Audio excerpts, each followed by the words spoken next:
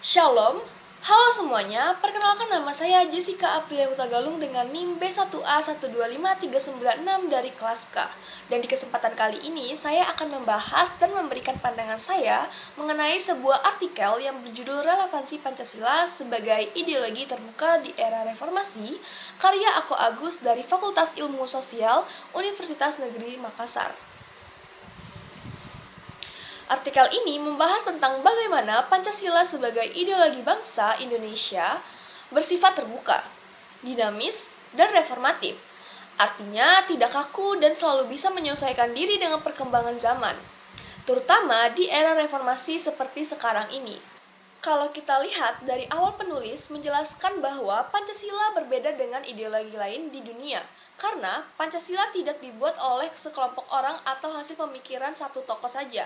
Pancasila lahir dan diangkat dari nilai-nilai asli bangsa Indonesia, seperti dari adat, budaya, dan nilai-nilai religius yang sudah hidup di masyarakat jauh sebelum Indonesia merdeka.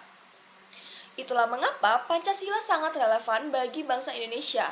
Ia bukan ideologi impor, tapi ideologi yang tumbuh dari karakter dan jati diri bangsa sendiri.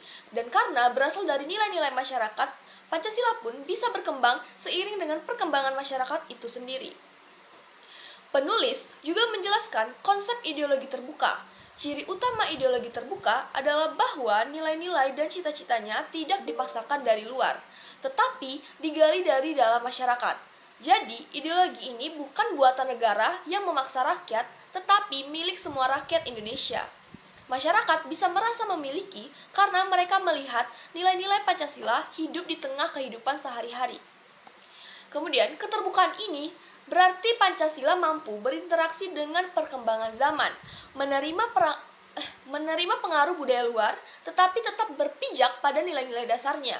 Jadi, meskipun dunia terus berubah, nilai-nilai Pancasila seperti ketuhanan, kemanusiaan, persatuan kerakyatan, dan keadilan tetap menjadi fondasi utama. Nah, kalau kita lihat konteks era reformasi, Pancasila semakin menunjukkan sifatnya sebagai ideologi yang terbuka. Reformasi itu sendiri artinya penataan ulang atau memperbaiki sesuatu agar menjadi lebih baik.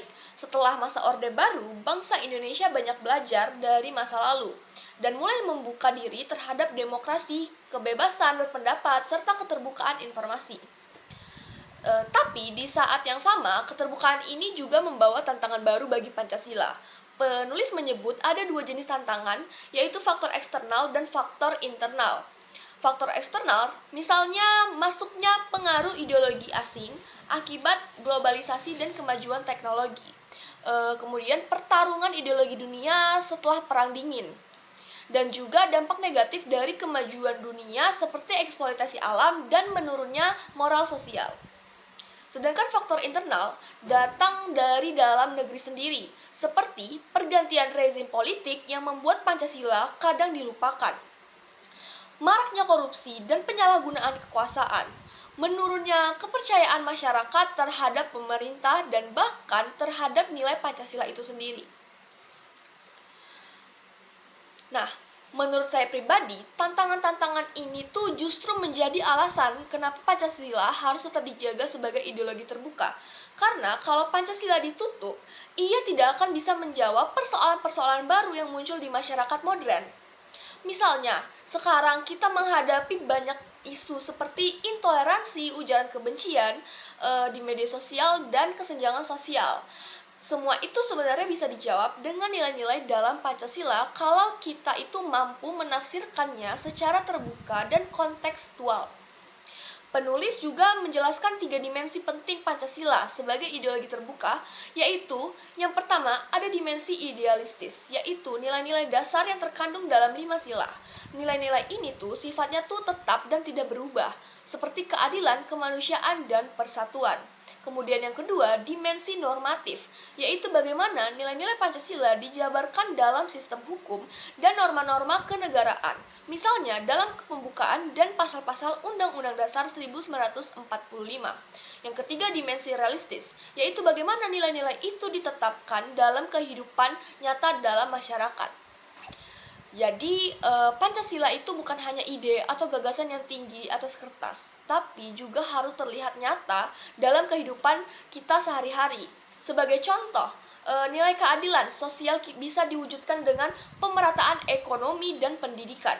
Nilai kemanusiaan bisa terlihat dari cara kita saling menghormati perbedaan, dan nilai persatuan bisa tercermin dari semangat gotong royong, apalagi di tengah situasi politik dan sosial yang seringkali terpecah.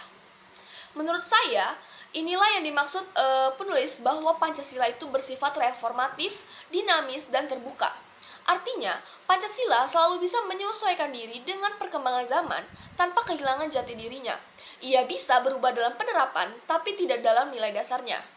Kalau dulu tantangan bangsa adalah penjajahan fisik, maka sekarang tantangan kita adalah penjajahan ide dan budaya.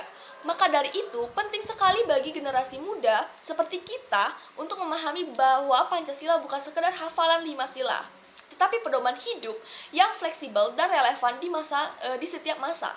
Saya sangat setuju nih dengan pendapat penulis bahwa reformasi seharusnya dilakukan dengan landasan ideologi yang jelas, yaitu Pancasila. Kalau reformasi hanya sekedar perubahan tanpa arah, itu bisa berujung pada kekacauan. Tetapi dengan Pancasila, reformasi itu bisa berjalan ke arah yang benar, mengembalikan nilai-nilai ideal bangsa, menegakkan keadilan, dan memperjuangkan kesejahteraan rakyat. Pada akhirnya, relevansi Pancasila di era reformasi bukan soal bagaimana pemerintah menerapkannya dalam kebijakan, tapi juga bagaimana setiap individu, termasuk kita sebagai mahasiswa dan warga negara, bisa menanamkan nilai-nilai Pancasila dalam kehidupan nyata. Mulai dari hal yang sederhana seperti menghormati perbedaan pendapat, bersikap jujur, bersikap adil, dan ikut berpartisipasi dalam menjaga persatuan bangsa.